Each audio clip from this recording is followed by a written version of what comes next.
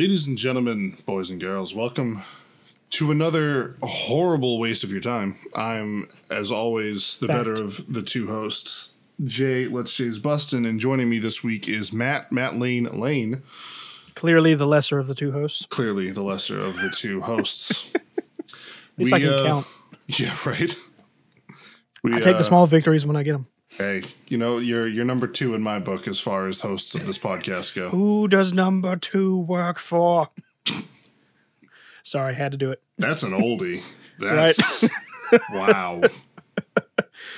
Bringing up some memory lane for you. Anyway, we were off last week. Did you enjoy your time off, Matt? I did. I played a butt ton of Sekiro. There you go. So much, in fact, that I have beaten the game. There you go. Got a good bit of gaming in for a week. It was nice. It was nice to... I'm still in the first major area because I don't have time to play video games anymore. Yeah, you've had a busy week. Yeah. But without going too deep into it, I don't want to spoil nothing or whatever. Sekiro's a good game? Absolutely. I still agree with our initial statements. I think it holds up. All right. We can get more into that later in the year once it's had time to pan out. But yeah, I definitely, after beating it once, midway through a second playthrough on the road to the platinum, it's a wonderful game. Fantastic. Glad you're enjoying it. I mean, you're a big fan of Dark Souls and Bloodborne and that stuff. So this game was, really right up your alley. So. Oh yeah, 100%. That's great. One of the main reasons we didn't record last week was because there was a lot of gaming stuff going on in the Boston area, which is where I'm from, for those of you who don't know. The biggest of the two being PAX East, and then Monday, which is our normal recording date, there was actually a live show from a theater, because the Runaway guys do a show called Throne Controllers, it's like a game show. You get invited up to the stage, and there's trivia, and there's game challenges, and all this sort of stuff. It's reminiscent of Nickelodeon Arcade from back in the day. I don't know if anyone remembers Nick Video Arcade. Speaking of throwbacks. Yeah, Mikey's going left. Bum, bum, bum, bum, bum, bum, bum, bum, wow. bum. I don't know. No one's going to get that reference, but... I guess this is the episode of making us feel old. Right? So, but that's what the show's based off of.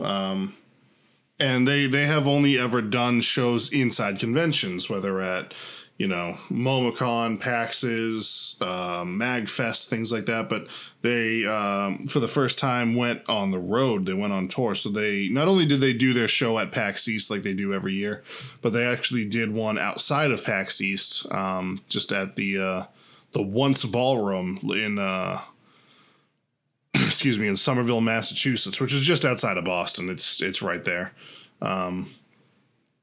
And so that was their first live show, and I got to attend that with a VIP pass and everything. So it was a really good time to kind of see their first show. And they also had some musicians with them. They had Family Jewels, who is a guitar player, played a lot of heavy covers of video game songs that everyone knows and loves. And then I feel really bad because I don't remember Adriana's last name, but Adriana is a singer who also did some fantastic covers. But you can find all that stuff on the Runaway Guys Twitter page. So, speaking of music, that's one thing I forgot to relay to you. I was going to actually talk about it last Monday on our usual recording session, but as we said, we were off.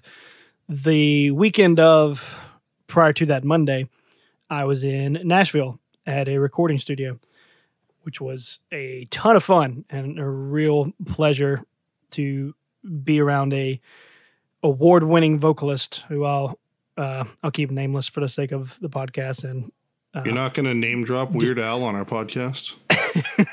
Well, I kind of wanted to, but now thinking about it, I was like, well, I didn't ask this person permission to do this. So that's fair.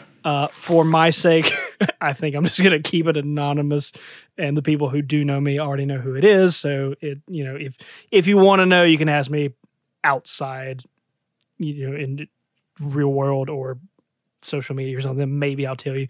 But anyways, it was a award-winning vocalist, and it was a ton of fun. was a pleasure and a privilege to be part of that. And just really hilarious because between me, this person, and the actual studio engineer that we were recording in this person's studio, we were all just a bunch of goofballs. So a bunch of inside jokes were made, and we were just having just a hilarious time the entire recording session. And I even gave the singer a little bit of a hard time at some point, because I kept telling him, I was like, I need you to tone it down a little bit because I have to sing on this song that you're singing on, and you're really making me look bad. Because this person is just probably one of the best singers I've literally ever been around. And I've being from my musical background, I've been around a lot. So it was a wonderful time. I just wanted to relay a little bit of that for Jay, and I guess all you people as well. Sounds like a neat experience.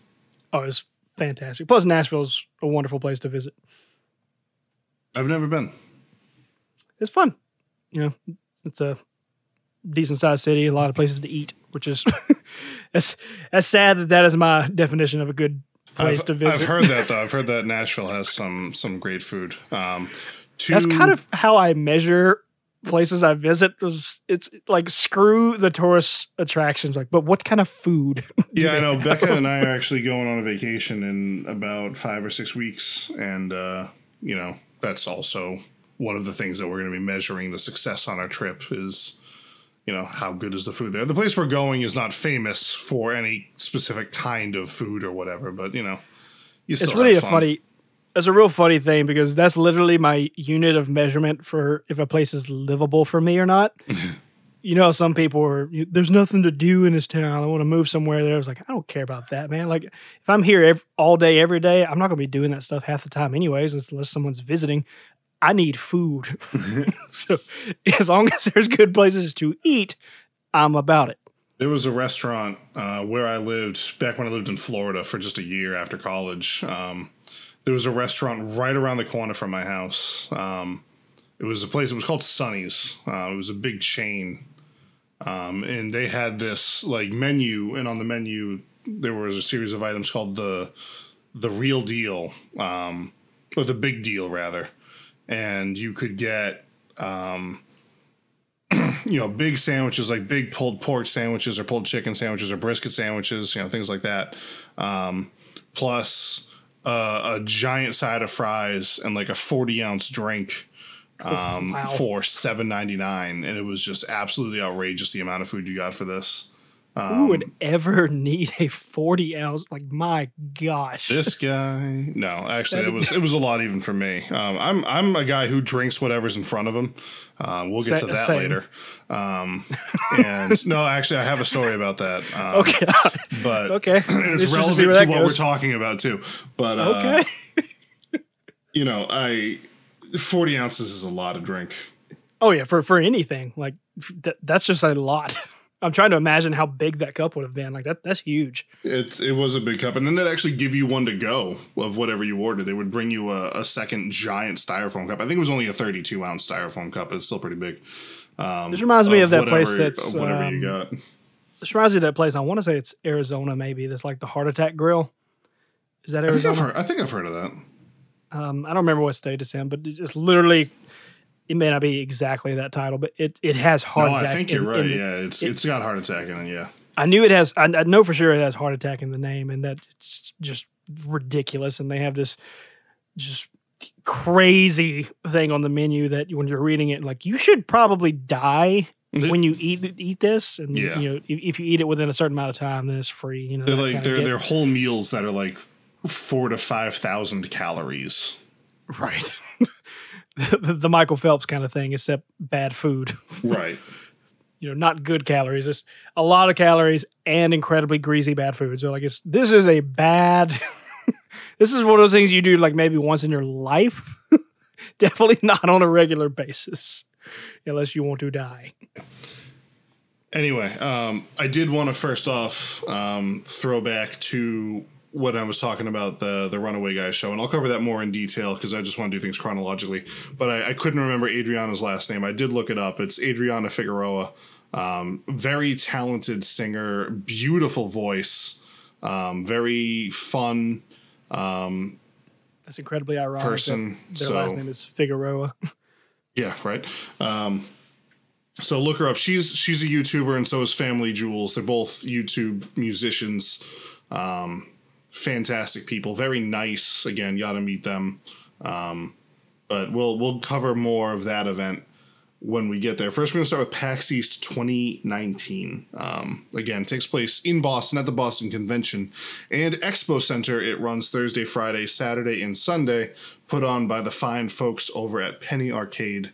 And there's Microsoft is there, Sony is there, Nintendo is there. Like, it's not just like indie studios, like the big, the big groups are there. Twitch usually is. They weren't this year, which, makes you raise an eyebrow at like, what's Twitch doing? Discord is there. Geico Gaming is there. Magic the Gathering is there. Did you make sure to approach Discord and be like, guys, let's talk. Okay, we clearly have a massive podcast following. Don't want to make a big deal about it, but could you really fix your Discord, because we keep cutting out and can't hear each other? See, I could actually get Discord. I could be a Discord partner if my server was big enough, but I am nowhere near that. So, and then I think if you're a partner, you get like better servers or something. But the point being, there's tons of vendors there. There's tons of big names, and there's a lot of smaller groups, indie groups, things like that we get to meet, and that's where I like to spend my time at PAX. So usually, like, if you want to really experience a lot of things at PAX, you got to go for a few days because you're going to be waiting in lines. There was a big, huge VR section, and you're waiting in a line for 4 hours to get your hands on some good state-of-the-art VR equipment and the latest VR games, because that's the big hot thing in gaming right now. And I ain't got time for that. If I really wanted to cover it for the podcast and I was really dedicated to spending 4 or 5 hours of my day doing nothing so I could play a 30-minute demo, maybe. But I ain't about that life. Well, then we both have stated on multiple podcasts how we feel about VR. Yeah, there's that too. And, when we got there, the first booth we saw when we went down to the show floor was Sony. They were like right there on the left. Crash Team Racing, which is coming out the end of this year. They had a demo there for it. B grew up with that game. She absolutely loves it. I'm always for playing it. So we got in line. And we're standing there for like, I don't know, 3-4 minutes. And we're like next up. And the people that are playing it walk away, and this next group starts filling in, and so I walk in, and I'm walking towards one of the gaming consoles, and they had 8 PS4s there with Crash Team Racing, and they were all hooked up together, so 8 people are racing each other at once. And I'm walking towards one, and some guy was like, "Oh, do you have an appointment?" And I'm like, "No," because like you can make an appointment at some booths. And I was like, "No, I don't have an appointment. I'm here now." And he was like, "Oh, you have to make an appointment." I was like, "How do I make an appointment?" And he goes, "Oh, you can't until 1." And it was like before noon. And I'm like, okay. He's like, "Yeah, you got to download this app and you got to make an appointment." And I'm like, "No one's playing it right now, though. Can I just play it now?" Like, there's someone who made their appointment for now didn't show up. Can I fill in? And he was like, "No, you got to make an appointment." And so then 1 o'clock rolls around. I forget to make the appointment. And by the time I remember to, they're all full up. I'm just like, cool, thanks, great. I don't know. So I'm not a big fan of the way some of the booths run their things like that. But there are plenty of smaller booths that you can go to, and you can just like they're indie developers, and they'd be more than happy for you to play their game and tell them what you think. Right. And I would understand if it was crowded and there's a lot of people there, because, then it's a different situation, because you don't want to let one person through outside of their time slot, because if you let one person and there's a crowd, then other people will throw a fit about it. And I get that. Yeah, but the situation you were describing, like, it sounded like, I mean, if there's nobody there, like, what? I mean, it didn't make sense to me. Yeah, in that situation, it doesn't make sense. Like, it doesn't really matter, like, why. Other than just sticking to like a code of conduct of how this has to function this way. Yeah. So anyway, we left there. We started just kind of walking towards like the indie section of the floor because it's all broken up into like different sections.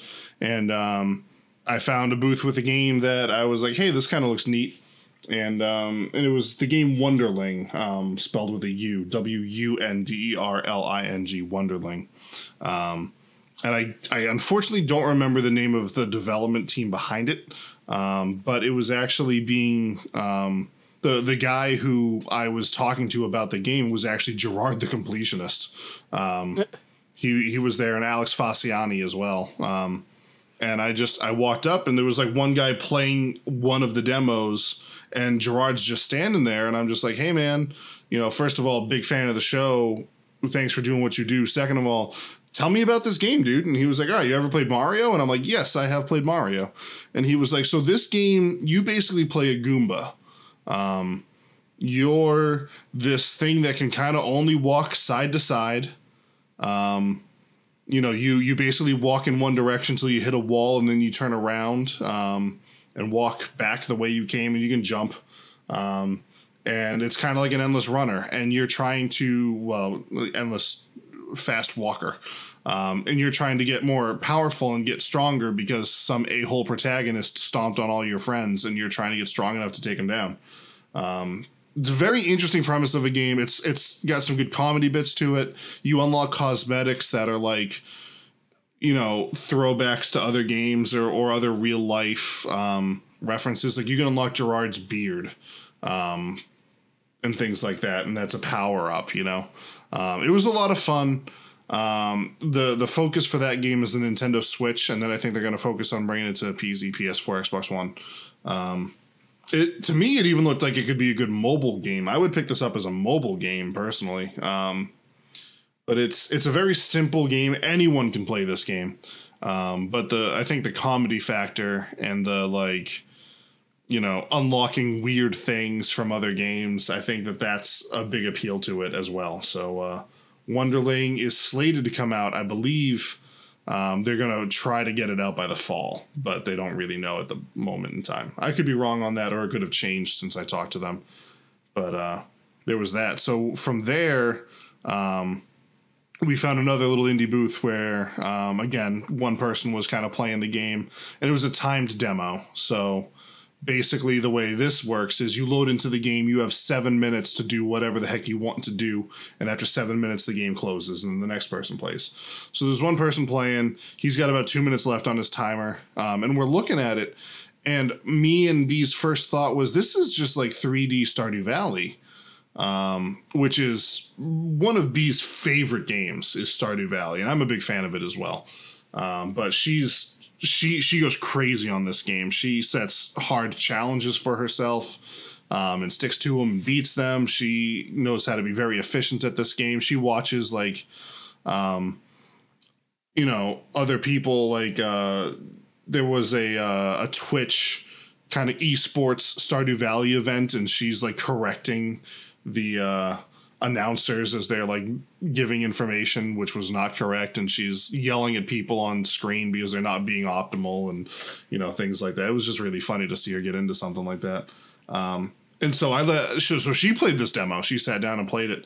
It's called Miasma Caves is the name of the game. And basically you're an explorer. It's 3D. You're an explorer. The graphics kind of remind me of that of Firewatch, that game from a few years ago. It's those kinds of graphics. And you go into this cave. The cave is toxic. So you go in, you have limited time in there, you find some resources, you get out, you go back to the town, you sell the resources, you get money, you use that money to upgrade the town. So it's kind of got a little settlement feature. And when you upgrade the town, they have more equipment you can use or buy or whatever. And then you can go deeper into the cave and get more materials, come back out, sell them, upgrade your town more, get new equipment, et cetera, et cetera. Very simple premise, but goes very deep with what you can do with it. And it looks to be a lot of fun. So that's another game I'm keeping my eye on is Miasma Caves.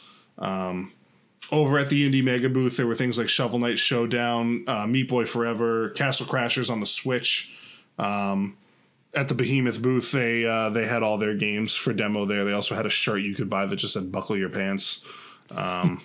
which I was tempted to get, but they only had one left, and it was a medium, and I ain't no medium, so. Well, just on height alone, that wouldn't work. Yeah. I, however, depending on how tight it is, could pull off a medium. Yeah, well. So, how dare you? How dare you not buy it for me, sir? I didn't know that at the time, and there's no service in Pax East. You can't send a text from that place. Right. Yeah, no, there's too many people in one place. That It won't happen. It's awful. And so, yeah, we just walked around. We played a lot of indie games. We all bought some swag. I bought a Diva hat from Overwatch. Becca bought a Stardew Valley t-shirt of a Void Chicken. We stopped by the Boston Uprising booth, which is Boston's Overwatch team, and we got to hang out with Kelix and a couple of the other players and get some autographs and some free swag. So I've got a Boston Uprising thing on the back of my phone case. You know, those weird things that you like pop on the back of your phone and then you can like hold it between your fingers. I forget what they're called. You sound so old describing this. It's so I don't know what it's called, man. I've never had one before now, but now I've got one and it's Boston Uprising. I'm just going to let you figure that out. All right, that's cool. I don't know. It didn't have what it was on it. It was just, they just handed me this thing. So I don't know.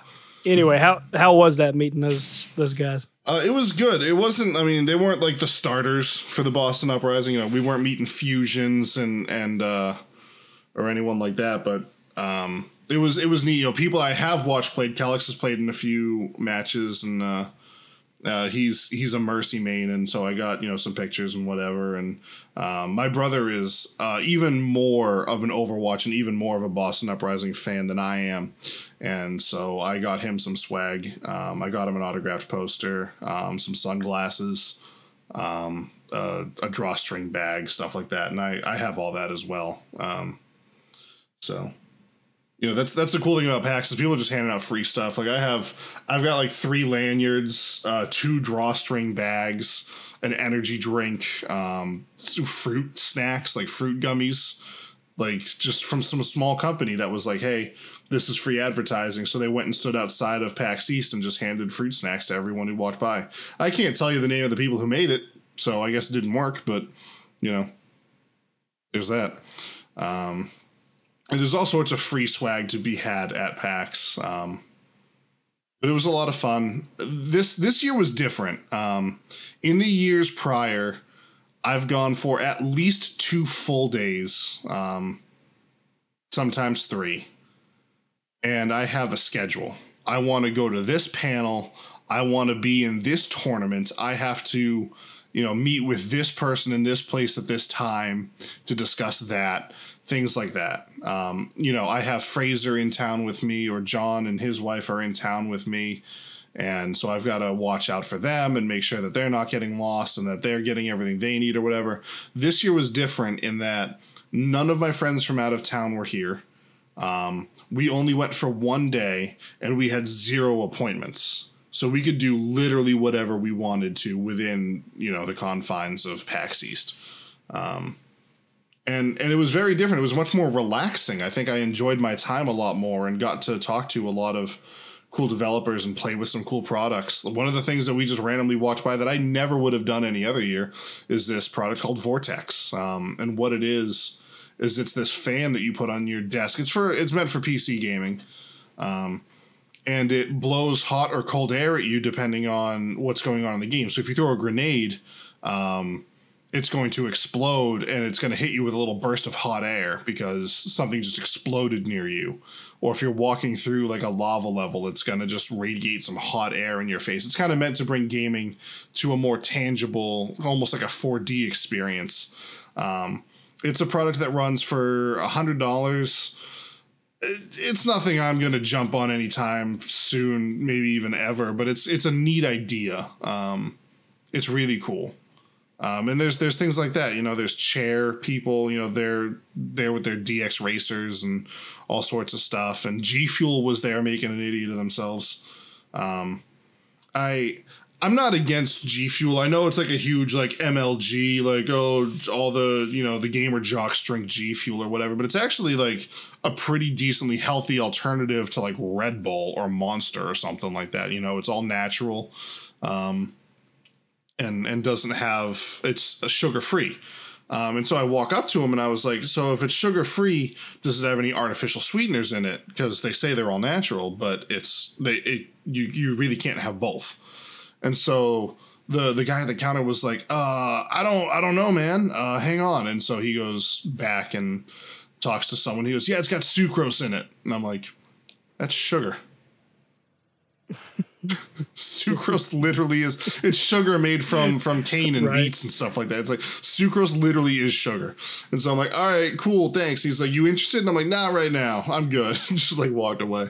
But yeah, no, PAX was a ton of fun. It was weird only going for one day.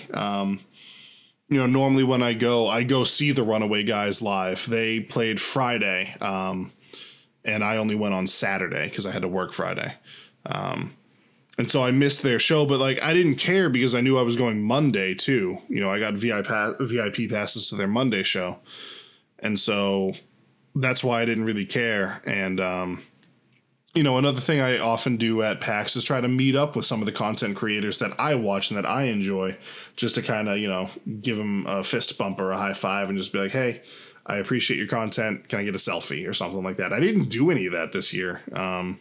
I just didn't feel like chasing people around the hall. Like I even stood there and I had a conversation with Gerard, the completionist, and Alex Fasciani for like 5 or 10 minutes. Didn't take a picture with him or anything like that. I just didn't care. It was cool to meet him and shake his hand or whatever, and for him to tell me about this game he was talking about. But I wasn't super into it this year. I think it's because I've spent years past doing that, and I've already got the selfies. I don't need another one, So. But that was my PAX East experience. It was just a lot of me playing indie games. I didn't hang out too much. I went to the Nintendo booth. So Nintendo had their Splatoon 2 national championships and their Smash Bros. National championships going on live at PAX East in the Nintendo Arena on the show floor. That was something to behold. It was awesome, quite frankly. I have a really cool lanyard from it.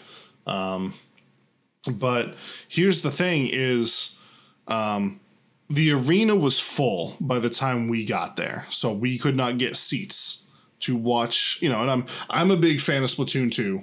So I was kind of interested on seeing some competitive level play live. And that was currently going on while we were hanging out at the Nintendo booth. And so they're like, yeah, the arena's full. I'm like, oh, cool. I'm just going to stand against this wall in the back and just kind of watch. And so I was there for like literally 3 seconds. And one of the enforcers from PAX East walks up to me and he's like, hey, I can't have you standing here, man. It's, it's a traffic area. And I was like kind of against a wall. I was out of the way, quite frankly. And I was like, oh, okay. But the dude's just doing his job. I wasn't about to put up a fuss. Plus I didn't want to get kicked out. And so I was like, all right, do you have a place you can recommend that I can stand and watch this? I'd really like to watch this thing going on, but I mean, where can I stand and watch this? Oh, you can go stand over there. And the place that he put me, I mean, I'm 6'3", dude. I was blocking people and I felt really bad about it. And so like he's like, yeah, you can stand right here. Like he put me someplace and I was like, okay. And I turn around and there's like kids and just people that are shorter than me that I'm now standing in front of. So I kind of like took a knee for like 2 minutes and watched one round of Splatoon 2. And then I was like, I'm just out of here. Like it sucks, but like I'm out of here. That's unfortunate. Yeah, it really was. I felt bad. I mean, I really wanted to stay there and watch it and learn some more about Splatoon 2 and Smash Bros. Competitive scenes and whatever, but I didn't get that luxury because I didn't show up early enough is really what it comes down to. That's the thing about PAX is that like the things that you think you want to do, like, oh, I'm going to play the newest games from Nintendo, like Yoshi's Crafted World.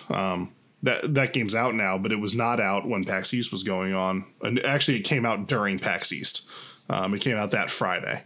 I'm going to play this brand new game from Nintendo or this game that's not out yet from PlayStation. You're going to be waiting in line for several hours. I'm I would rather spend my time playing indie games and talk, because you can talk to indie developers. You know, there was this game, it was like Lawnmower Massacre. And it was just 4 players mowing lawns. Lawnmower Massacre. Yeah, and so it was just this giant patch of grass. And you're just this like solid colored idiot pushing a lawnmower. And as you cut grass, you're earning money. And once all the grass is cut, there's no more money to make. So you run your lawnmower over another character and steal his money. And it just becomes this like fighting type. Well, not really fighting, but you know, I don't know the right word for it, but just this, you know, brawler type of bloodbath, you know? And it was pretty graphic, honestly. But I loved it. It was a fun game. I think it's an early access on Steam for like $5 or something like that. But I got to, you know, I've been to the Nintendo booth before, and you go to the Nintendo booth and some person, you know, hands you a Wiimote or what. Back when I went to the Nintendo booth, it was the Wiimote. And you play their game for 5 minutes with a stranger you've never met before. And then they hand you this card with like a redemption value, and you go to the booth and hand in your card, and they give you a drawstring bag that says Wii U on it or something like that. And it's kind of impersonal. It's some cool swag, don't get me wrong. It's an opportunity to play a new game. But like I would much rather talk to the developers about their games and, you know, see their inspirations behind it and where they're going with it and other stuff they've done and stuff like that. You know, I've met, you know, Jesse Sosa from Dinosaur Games, who I met him at PAX like 6 years ago. And he had this game called Mech Knight Chronicles that I absolutely loved. It reminded me of Turtles in Time from Teenage Mutant Ninja Turtles for the Super Nintendo. And, you know, it's just a 2D side-scrolling beat-em-up, 2.5D, I guess, side-scrolling beat-em-up with different heroes. And I loved the game. I stayed in contact with the dude, and he's actually now still working on that game as a passion project, but he's one of the lead art directors on Borderlands 3. And those are the types of relationships you make by talking to the indie developers, you know? And that's what I valued more at PAX this year. Speaking for someone who has unfortunately yet to been able to go to a PAX, what are some things that you who have been to multiple now would suggest to someone maybe going for the first time that would be something good to do that you maybe don't have to wait 4 hours in line for, but can still be an incredibly fun experience and or rewarding thing? I would definitely say head to the indie booths, whether it's like the indie mega booth or even just smaller developers there. I mean, they are dying to talk to you about their game, and you can make a good relationship with people like that, especially if you're a content creator. Doesn't matter how big or small you are. I mean, Let's Jays had 46 subscribers on YouTube, which is pathetic. When I first met Jesse Sosa, he didn't care. I was like, hey, I will make a video for my channel. And he was like, you'd make a video about my game? And I'm like, yeah, man, like send me a code for your game, like an alpha code, and I will gladly play the game and make a video for it. And I did. And it's, you know, he was pumped that someone would make a video about his game. He didn't care that I didn't have any views or viewers, and he promoted the video, and it got some more attention that way and whatever. It was a win-win situation.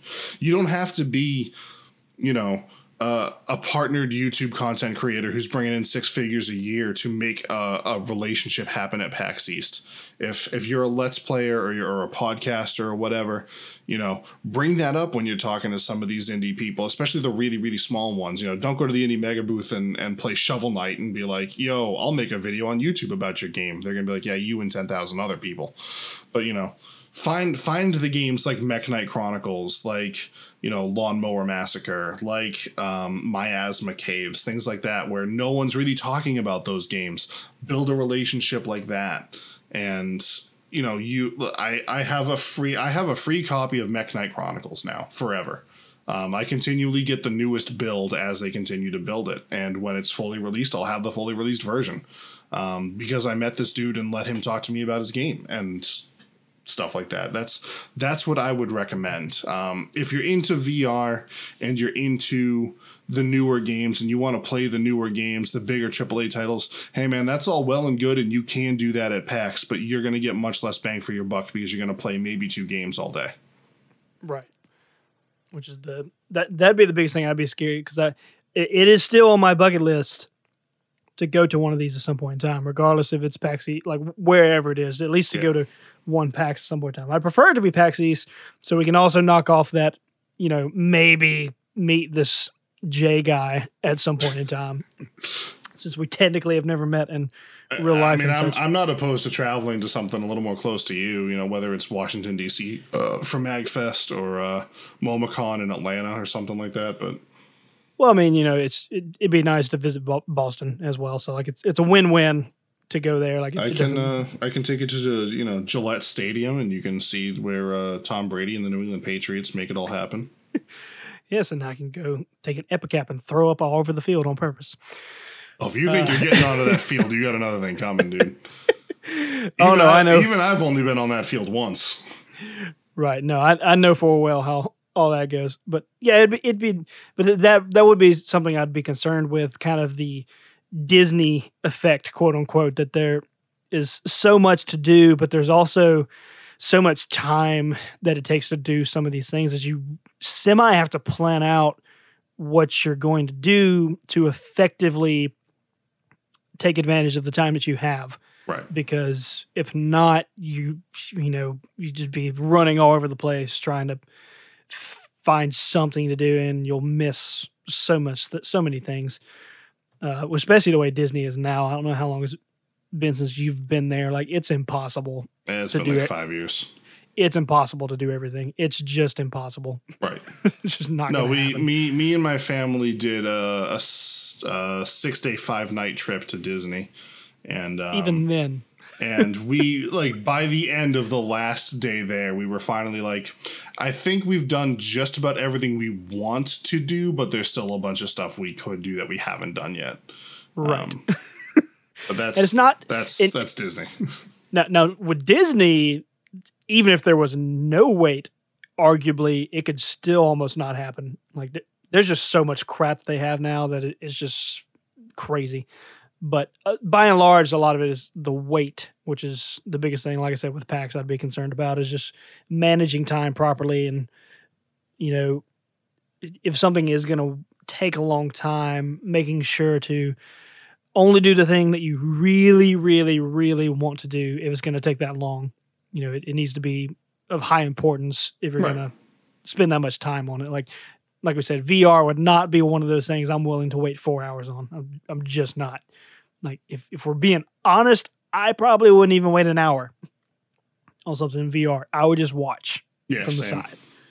Like, I'm not going to spend that much time on something in VR right now. I'm just not. Yeah. I mean, some pro tips for if you're new, if you've never been to a con, going with friends makes the experience.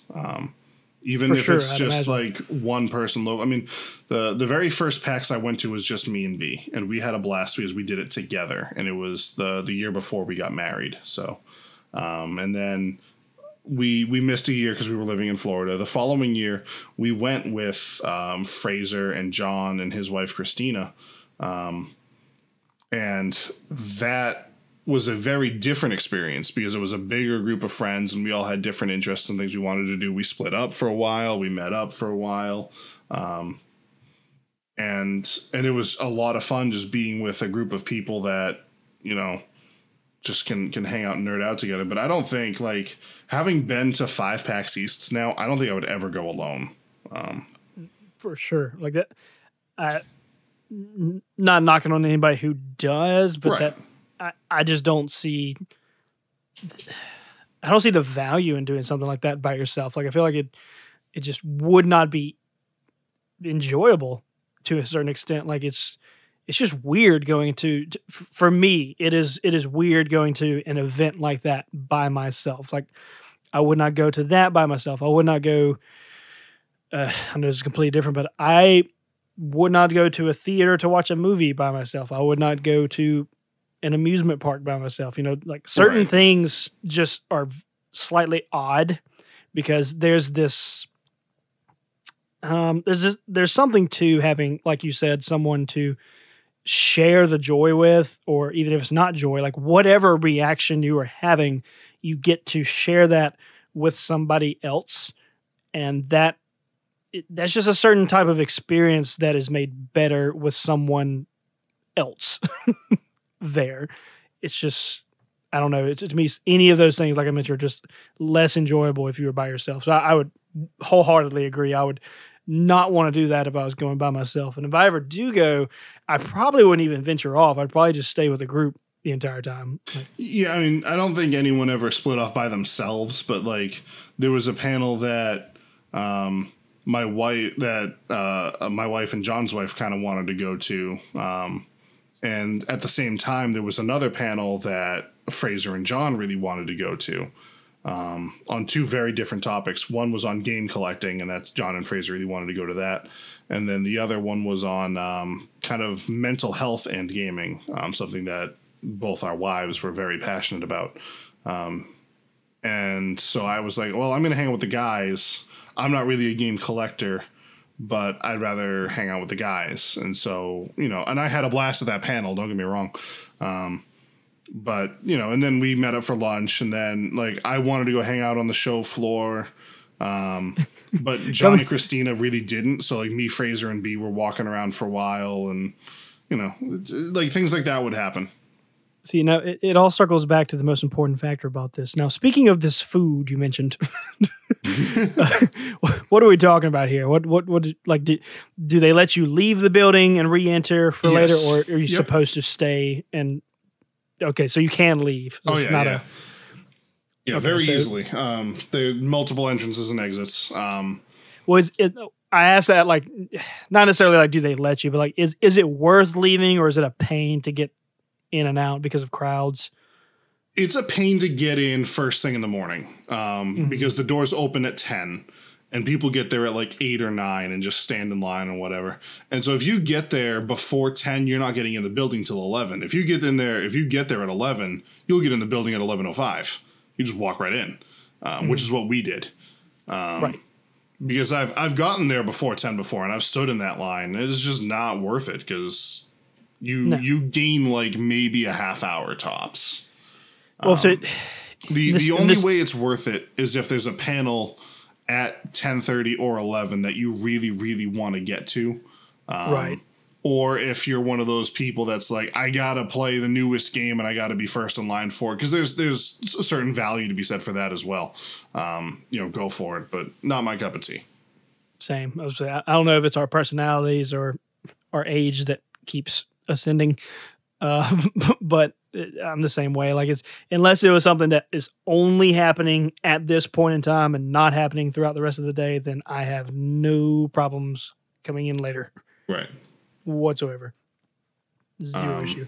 So going back, I'm just kind of taking in all the trip. I know I'm being funny talking about food, but in a serious sense. So, like, do they have vendors there? Yep. So there's actually a food court in the Boston Convention Expo Center with a wide variety of food. You can get Mexican, you can get burgers, you can get stuff like that.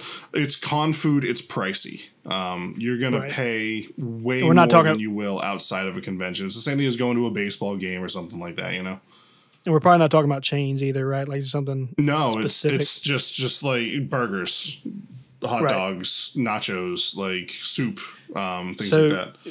So for PAX East being in Boston, like if you leave the convention center, then how many options do you have in a close vicinity? Are you having to drive somewhere? Are you walking? They actually, first off, don't drive in Boston ever. Second of all, they have food trucks actually that park in this courtyard outside of the right outside of PAX. Like, you walk out the back door, you cross the street, and there's, I don't know, a dozen different food trucks all selling different things that you can get. And then there's a Burger King right there. There's a Jimmy John's right there, which Jimmy John's is gross. There's all sorts of stuff. I mean, you're in Boston. You can find anything you want. The places I would really recommend going are going to be further away from the convention center. So, like, what we do is we spend all day at the con. Sometimes we'll pack a lunch. You can bring a lunch. Sure. Or you can pay prices for con food, which, you know, we did this year. I bought a $7 hot dog. It was a huge hot dog, though. You know, we did that, and then we left there and we went and got dinner outside the con. We went deeper downtown because the Boston Convention and Expo Center is in what's called the Seaport District. It's right on the coast. We went further inland in Boston. So it's still in the city, but it's massive, you know. Took the train, the subway, the underground, whatever you want to call it. Got off in the Back Bay, which is, for those of you who want to learn a little bit about Boston's history, used to be ocean. And then we decided we want more land, so we actually just took a bunch of land, including the location of where the Battle of Bunker Hill was actually fought, which is called Breed's Hill. We took that and just dumped it into the ocean and made more land. And that's the Back Bay of Boston, and that's where like the John Hancock Tower is, and that's where my favorite restaurant, Fire and Ice, is. And so we went there, but they were actually filled up for the evening, so we ended up at Texas Roadhouse instead. And that does seem to be the way that we, I say we, being me and my wife, typically always handle vacations, is no matter where we go, we pretty much tackle it as we're going to pack a lunch and then go eat out for dinner. Yeah. Kind of thing. It tends to be a pretty well accepted method, so I don't think you are alone there. The ironic thing is, I say ironic, I think the funny thing is, given mine and your food tastes, if we were to go somewhere at lunch, there's a good chance if it was just us deciding, we're like, where's the nearest Popeyes? Because this would be great. Popeyes. Exactly. Well, everybody else went, no, let's go somewhere authentic. I'm like, no, let's go to Popeyes. Well, here's the thing: like, if I was visiting you, and I'm down in Mississippi, I don't want to eat Popeyes. I can eat Popeyes in Massachusetts. I want you to take me to like some good barbecue or something like that. You know, like something I can't get back home. Sure. I'm not going to go to McDonald's when I'm on vacation. You know. Sure. Well, I said that for a little because like the lunch thing, you're more trying to be fast and just get in and get out. Yeah. So that's why I make that joke. But same thing. Ultimately, I'd probably be like, okay, I'd actually rather have something authentic that I can't get back at home. But I can't. I mean, I don't know. I feel like as the years go by and the culture in America changes the way it is, like more and more, there's not an astounding amount of food that you can't get in other places aside from it being a specific chain. Yeah, but it's like for example, it's better in other places, but it's not that like it's not something you've never had in your life. When we lived in Florida, you know, me and my wife, we grew up in New England, and then we moved to Florida when we were 23, 24 years old. We just got married. One thing, like, yes, you can get pizza anywhere in the world, but pizza in Florida is just trash compared to some of the stuff you can get up here. Correct. Quality is different. Yeah. It took us a long time to find a place we liked, and it actually had just opened up as we were getting ready to move out and head back to Massachusetts. It was some guy from New York, like, moved down to Florida and opened a pizza shop, and I was like, thank God for authentic New York pizza. Like, holy cow. See, that's the interesting thing about where we live is we live in a city that's around a university, which is it's known for its liberal arts. So not only music and stuff, but culinary things. You know, anything artistic in expression and stuff. So food is just amazing, kind of everywhere you turn, like regardless of what it is. So like even the pizza, there's several really good authentic pizza places that they make it fresh in front of you, use brick ovens, the works, you know, whatever have you. Very nice. Yeah, so we don't have that issue here. But the weird thing is, you know, when I do go somewhere, like it's not that I want to have something I've never had before, because that tends to be less and less as the days go by, because I've been on this earth for almost 30 years now. I've tried most of there's still plenty I haven't, I'm sure, but you know, most things that I would want to eat, I've probably had at some point. It's just a matter of I may have one that's better, right? like you said. So it's not like I'm gonna have this. I've never heard of this Greek food. What is a gyro? do tell. Holy cow. We have several really good Greek places here too. Like any food place you want to go to. If you ever come here, not many of those around here. There's only a couple, I would say, in this area. We have like 4, only 2 that I would say are really good. Yeah, I was going to say. Then again, it's not really my cup of tea, Greek food, honestly, personally. But anyway, that being said, just to kind of wrap things up because we're pushing time here. After that, Monday we did go to this TRG live show with Adriana Figueroa, kicked things off with her singing, and then Family Jewels did some awesome guitar playing. I think you'd really like Family Jewels, Maddie. Seems your style. And then the two of them did some duets. She sang as he played. And then the real show started. They were kind of the warm-up acts. The headliner was Throne Controllers. And what made this very different from any other Throne Controller show I've ever seen was the availability of alcohol. Because normally it's inside a convention. You can't drink inside a convention. Right. And so I'm there, and I have to watch how delicately I say this. The Runaway Guys attracts a certain level of maturity. Sure. Or immaturity, I guess I should say. Because it's a lot of memeing. It's a lot of, either younger people or younger at heart that... That's just their demographic. Yeah, but as I've waited in line for some of these panels before, me and Fraser can tell you the story of...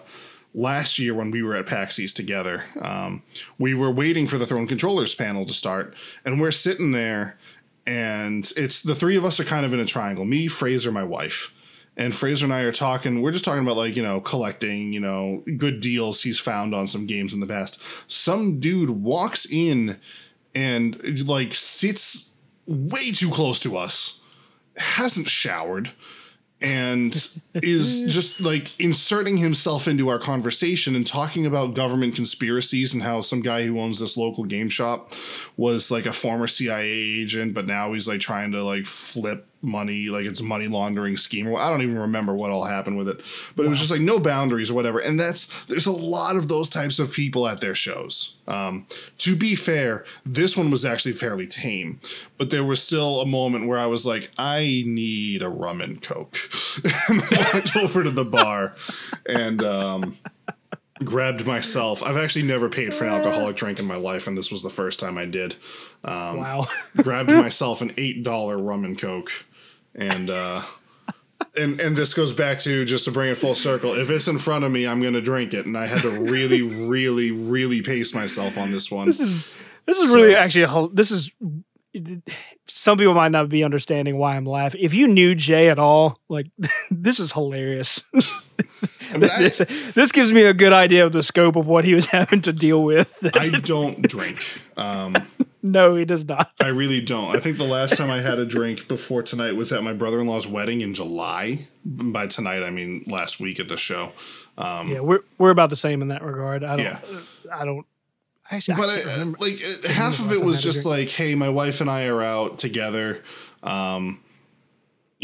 Let's just have a nice drink or whatever. And so that was kind of part of it. But another part of it was I think I just need a strong drink. And I'm not the kind of person that uses drinks to solve his problems. Not that having one rum and Coke really changed anything about that night. Right. But it was just kind of a nice thing to do. But I have to watch myself, because if it's in front of me, I'll drink it. And so I had to keep putting my drink under my chair or in my hand, but off the edge of the chair that I was sitting in, because if I'm just holding it in my lap, I'm just going to keep drinking it until it's gone. And it was not a very large drink. So if anything, for people like me and you, it probably works almost more like a placebo effect, if nothing else. Yeah, probably.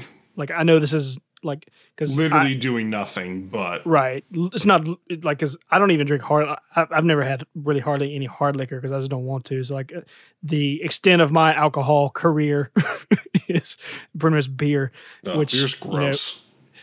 I agree by and large. There's a few that I don't mind, but so one, for someone who is A, very hydrated, or B, you're athletics, not the word, but in shape. You have a metabolism. Well, that too, but like just the concept of being hydrated and in shape also adds on top of that. And as Jay said, I actually have a good metabolism. So one beer is not going to do jack crap No. to me whatsoever. I've still to this day have no idea what a buzz feels like. Don't care to know.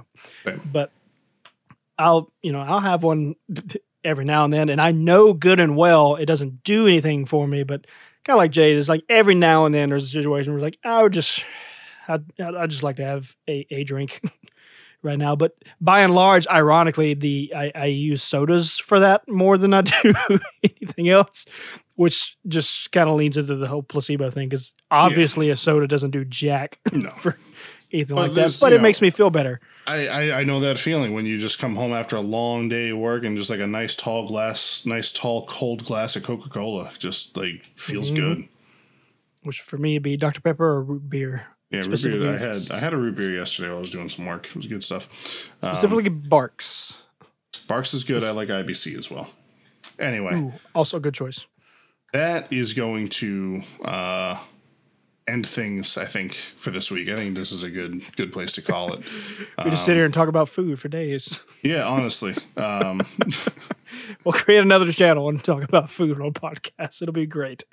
So my question of the day for you guys is whether or not you've been to a con. You can watch cons on Twitch these days. They're just live streamed, whether either from the actual convention itself or Twitch is sponsoring it, or some guy's walking around with his cell phone and live streaming it from his phone, because you can do that. Con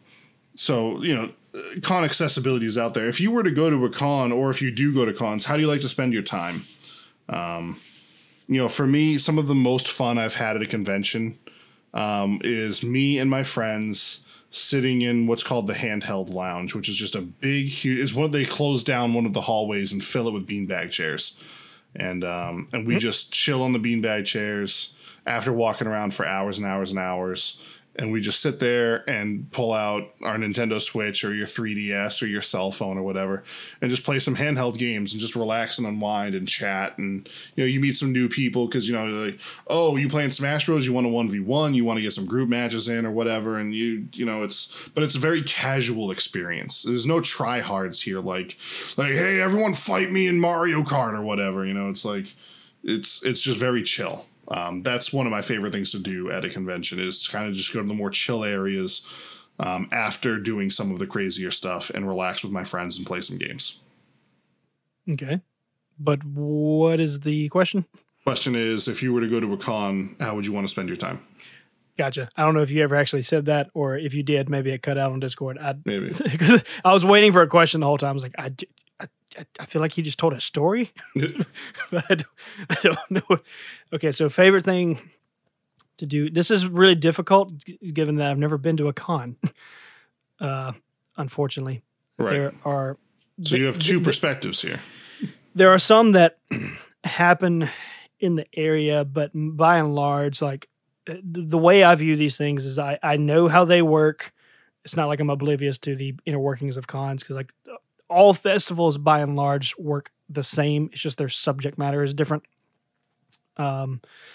So if I look at something and it doesn't have something with multiple things that I would like to do, then I'm not going to waste my time on it. So like there's some that happen close by, sure. Like we even had some that actually have happened in this city or at like an hour away or whatever have you. And there's like maybe 2 or 3 panels that I'd like to see, or maybe like 2 or 3 celebrities or characters or whatever have you that would be cool to meet, such and such. But I was like, that's not enough for me to want to go do that. Like for me personally, it's kind of like what we were talking about. Like I like to envision filling up the entire day. Like I could do this and I could do this and I could do this and I could do this kind of thing. I don't want 1 or 2 things and then the rest of it is, well, guess I can walk around and see what's fun kind of thing, which at something like PAX, it'd probably be a little easier because there's so much to do, but like the ones here are much lower scale, much lower. So I don't really know what my favorite thing would be. Well, what's one thing that you'd want to do? What's like the number one thing that you're like, all right, if I don't get to all these other things, whatever, but this is the one thing I want to make sure I spend some time doing. If there were anything that I'm a big tech guy, so if there was any sort of panel that had new technology of any kind, regardless of what it is, so it doesn't matter if it's parts of a computer or if it's actual consoles or new television technology or like whatever it might be. If there's something cutting edge like that would be happening, that'd be something I'd want to be a part of. Just because that's just the kind of things that I like. Yeah. So it would be intriguing to me to go see it. Now, I, of course, would not, like you've probably learned by now, like I'm not just going to be head over heels about it the day one I see it. Like it might be I'm intrigued to see how this pans out, but to me, it would be fun to see them talk about it and the just kind of think about the potentials of what this could mean for technology as a whole and stuff like that. There's plenty of that at PAX East and other cons like that. So I figured that'd be something that would be big on my checklist. But not having been to one, there's also a lot I just don't know. So the first one would be pretty much that would probably be like the only thing I would say I would like to do this at some point, and then the rest I'd say I'm literally following wherever you go, basically. So that because like I need to experience whatever the broad spectrum of what this has to offer, and then round 2 or 3, I can kind of more fine tune. Okay, I'd rather do this or this or this. First time, just have no freaking clue. So we'll just kind of be along for the ride, I think. All right. Well, there's Matt's long-winded answer. Join us back next week. Did you expect any less? No, you can't. You suck at telling stories and answering questions, honestly. Join us back next week where Matt's going to run the show. So it's going to be a 2-hour and 56-minute podcast. It's going to be a good time. Yeah, apparently people listen to it. So say what you will. At least we got that. Thanks everyone for watching and listening and supporting us and all that jazz. We will see you back next week. Have a good one. Hey, you want to go get some Popeyes? I think actually Becca's making beef stew and biscuits, so I'm going to pass this week. Hey, Becca, you want to go get some Popeyes?